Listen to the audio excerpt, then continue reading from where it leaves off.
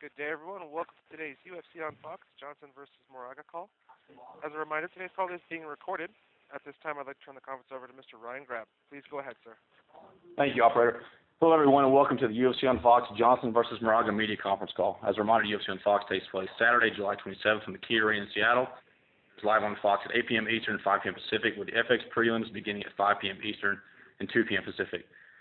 Today on the call, we're joined by current UFC Flyweight champ Demetrius Mighty Mouse Johnson, as well as title contender John Moraga prior to their main event bout. Additionally, top 10 welterweights Rory and Jake are also on the call. At this time, I'd like to turn the call over to UFC President Dana White. Good morning, everybody. Thanks for calling in today. We appreciate it. Go ahead. Who's got the first question? Okay, to ask a question, please press star 1 at this time. If you're using a speakerphone, please make sure your mute function is turned off to allow your signal to reach our equipment. Once again, that is star 1 if you'd like to ask a question at this time. We'll pause for just a few moments to allow everyone a chance to stay.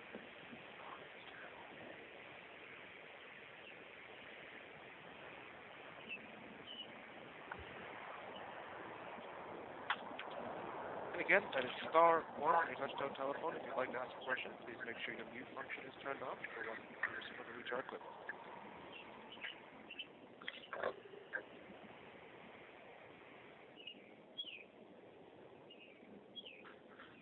Okay, we'll take our first question from Victor Garcia with Fox News Latino.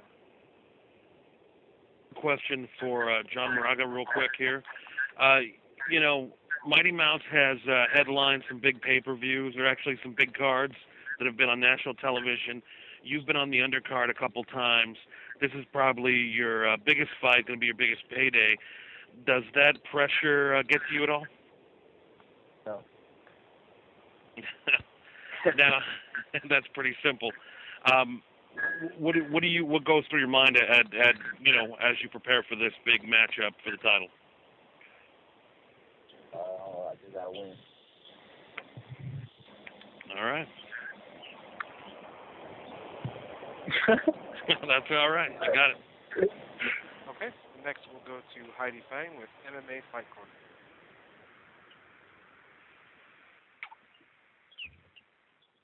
I'm sorry, it would be Stephen Moraga with USAtoday.com.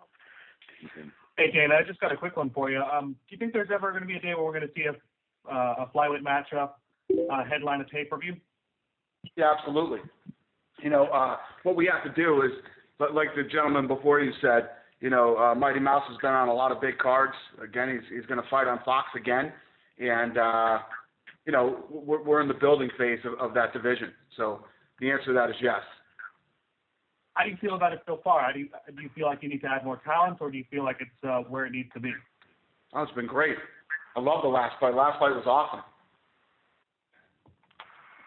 Okay. That's about all I got for now. Actually, if I could, for Jake, Rory gave an interview to me a couple days ago in which he talked about some of the things you've been saying on Twitter. I'm wondering if you could tell us where all that came from, like why you decided to go at him on Twitter. What was the question? I'm wondering where all this trash talk and all these jokes at Rory's come from. Was it because of the cancellation at 158, Rory's injury that led the Hendricks fight to be canceled, or was it something else? No, I haven't said anything that wasn't true, and my message to Rory is pretty clear. For him, test some flavors of baby food and find one or keep your light stocked up, because this isn't a Tears for Fears look-alike contest. All I said for him is prepare for some horizontal television time, and I meant it. Oh, God. All right, thanks. And now we'll go to Heidi Fang with MMA Fight Corner. Hello, thank you for the time. My first question is for Demetrius. You were injured and that postponed the fight. How has the recovery gone, and how prepared do you feel for this battle? Recovery has gone great. Once I got cleared from the doctor to start training again, I started training. So, if I were to add up all the days or the weeks this training camp has been, probably like 12 weeks. I'm feeling great. Shoulder's feeling 100%, and just ready to get in and do work. And how about the expecting wife? You have the mighty child due in July. Has that added any pressure, or has that kind of given you more inspiration going into this? No, not at all. The mighty baby should be here any minute. She can call me right now and say my water just broke in the store. And no added pressure or no inspiration. Obviously, I'm happy to be a father, but, everything stays the same. This is my job, my career, and I approach it as, a business aspect, and I'm just focused and ready to go in there and defend.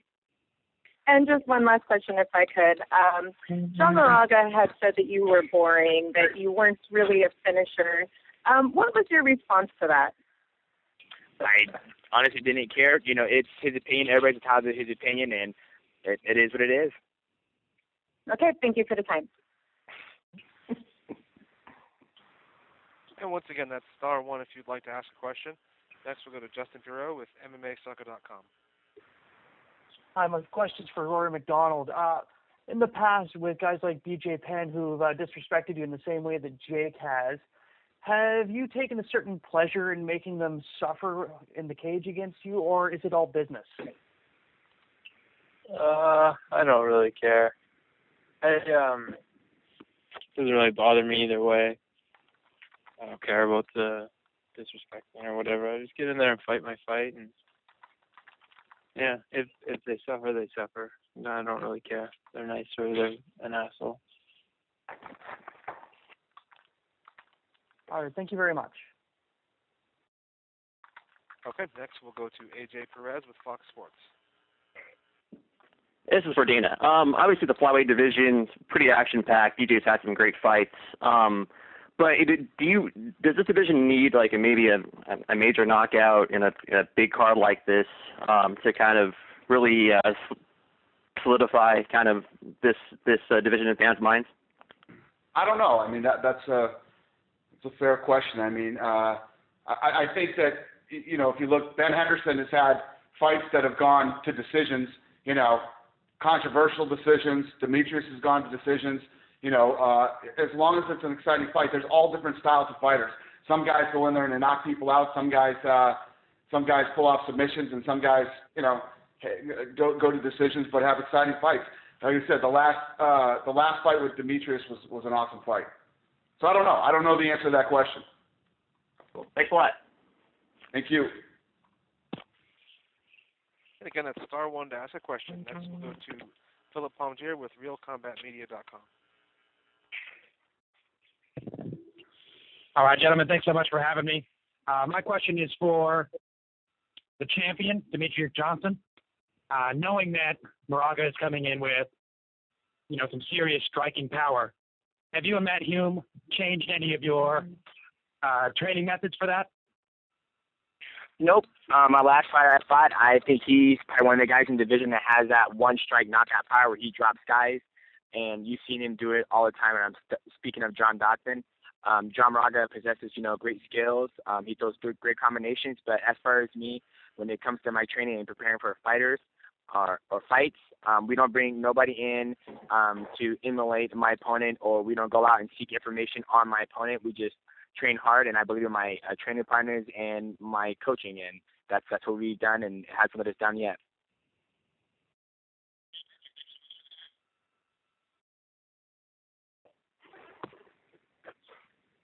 Okay, we'll next go to Dave Diebert with Post Media News.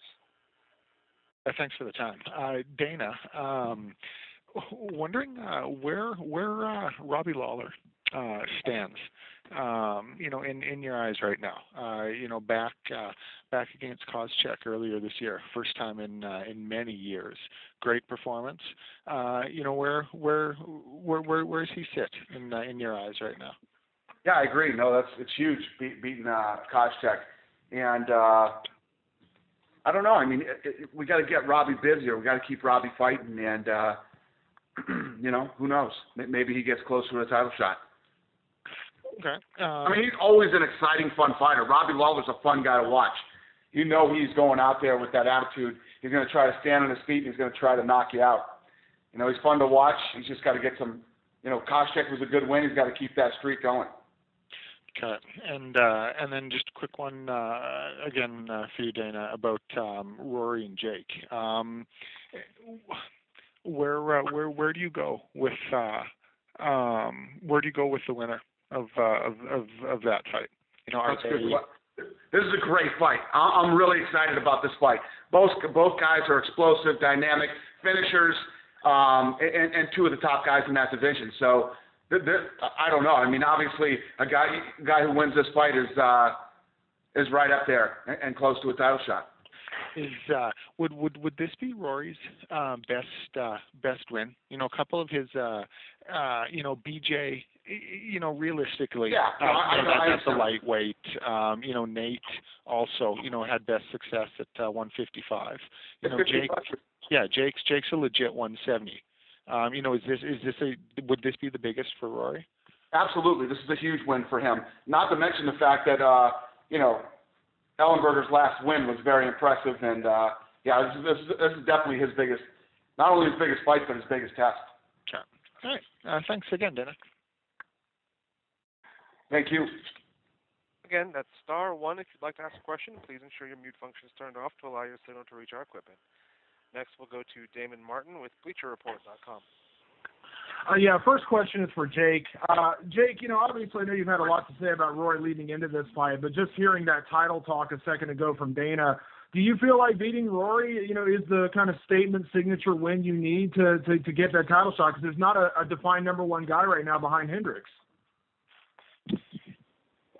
You know, that's obviously the goal at the end of the day, but you know, I'm going out there to perform and to win. I mean, it doesn't matter what, you know, Rory doesn't have a choice where this fight goes. This fight goes where I want it to go, and I'm just that I've shown that in the past fight. So you know, I'm excited. He's showed he has potential, but he has not faced anybody like me. So I'm stoked to get in there. When you say the things you said about Rory, do you think that it's just too early for him in terms of you know, top 10, the attention he's getting, and maybe that's part of the reason why you've been so upfront, you know, kind of going after him, or are you just kind of having fun and you know, kind of, you know, tagging him a few times here? What are you talking about specifically? Well, you know, I mean, basically, you know, in terms of the attention he's gotten, you know, leading into the fight, being in the top 10, you know, ratings. I think in the rankings, I think he's actually one spot ahead of you, if I'm not mistaken, on the UFC rankings. I mean, did any of that precipitate some of the talk leading into this fight, or is it just good-natured fun? Damon, I am an evidence-based abuser. I didn't make him make this stupid decision to fight me. I'm just gonna make him look stupid when I destroy him. Awesome. Thanks, guys. And next we'll go to Jeffrey Harris with 401mania.com MMA. Thank you for having us today. First question is for Rory McDonald. This win could put you like right on the cusp of a title shot. So have you given any thought with George St-Pierre as the champion? You have to give any thought to moving up to middleweight now and possibly pursuing the title at middleweight, and is that an option for you? Yeah, I'm just gonna focus on this fight for now. You know, I've just my whole career has just kind of been going with the flow. You know, everything changes after each fight, so I'll see where I am after this fight, and you know, it's just the options from there. But I don't know, nothing but a question. Okay. And for John Moraga, what has been the thing you've been focusing on the most to challenge a guy like Demetrius Johnson, who's proven to be so tough? He's very hard to finish, and not only that, he's probably one of the fastest fighters out there. So what do you think about that? Well, probably the thing that I've been working on most is cardio, you know, making sure I'm able to go hard for all 5 rounds. You know, that's what I think he's shown is his best fighting ability or whatever, that, you know, he tires people out. So that's not going to happen on the fight. And for Demetrius, what do you think of John Moraga's run in the UFC so far, and, you know, some of his impressive wins at Flyweight? How he's, I think he's finished all of his fights in the UFC so far. Yeah, it's good. You know, he has a impressive, 2-fight win streak. You know, he finished Ulysses Gomez, and he also finished, Chris Carsu. So I think, his run in the UFC so far is great. Thank you very much, everyone. And next, we'll take a follow-up from Stephen Morocco at usatoday.com. Is it hard to book a replacement opponent for Robbie when his original opponent dropped out? What's that?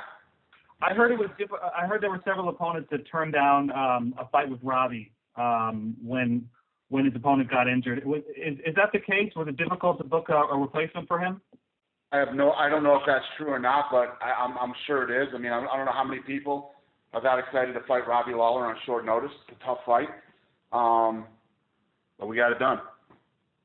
Okay, and then for about Jake and Rory, do you think Jake has more to gain from this fight than Rory, given the fact that Rory isn't interested in fighting GSP? No. A win over for Jake, a win over Rory is a big fight for him. For Rory, a win over Jake is a big fight for him too. You know, as you continue to fight the best in the world, you know, you're building your resume and climbing up the ladder and getting that experience. There's a lot more that goes into, you know, fighting another guy who's one of the best in the world than just, you know, getting your way to GSP. And I don't think that Rory ever said he wouldn't fight GSP. Rory said he doesn't want to talk about fighting GSP. You know, I don't think he's ever said he won't fight GSP. You know, he just, when that day comes, when he gets to that place where it's time for GSP versus Rory McDonald, I'm sure that's when Rory McDonald will want to talk about fighting GSP. Okay, thanks very much. Yep. And one more time, that's *1 if you'd like to ask a question at this time. Next, we'll go to Ryan McNeil with FightGeeks.com. Hey, guys. How's it going? My question is for Demetrius Johnson. Your opponent throws a lot of punches, over 4 per minute. He also has a great takedown accuracy.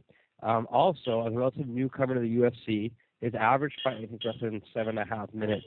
What are some of the challenges that you've had or you might have in scouting him as a fighter and preparing for the fight?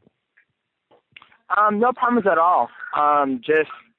You know, typically, you know, when I get ready for a fight, I don't focus on, you know, what he does well or how people have beat him or whatever. I just focus on my overall game and becoming a best mixed martial artist. That way, whoever I fight on, you know, July 27th, then it doesn't matter. You know, I just go out there and perform at my best.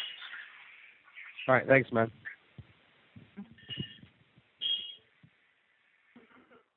And there are no questions this time, but one more time, it is *1 if you'd like to ask a question. So we'll pause for just one more moment.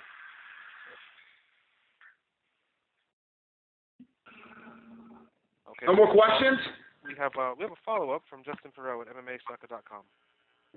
Hi, yes, this question's for Dana. With the talk of getting rid of the night bonuses, would it be possible to break the show money, the win money, and then possibly adding a finish money into the contract? Or breaking it up into 3 variables instead of 2? At the last press conference, I talked to the press. I told them we're not doing away with the fight of the night bonuses. After I had said that, we had a lot of feedback from fighters, and fighters want the finish bonuses. You know, they want the finish bonuses, and fighters want the discretionary bonuses to stay the same. So, preach. That's that. All right. Thank you very much. All right. Thank you guys so much. Thanks for calling in. Thanks for your time today. We appreciate it. We will see you live in Seattle Saturday, July 27th on Fox. Thank you.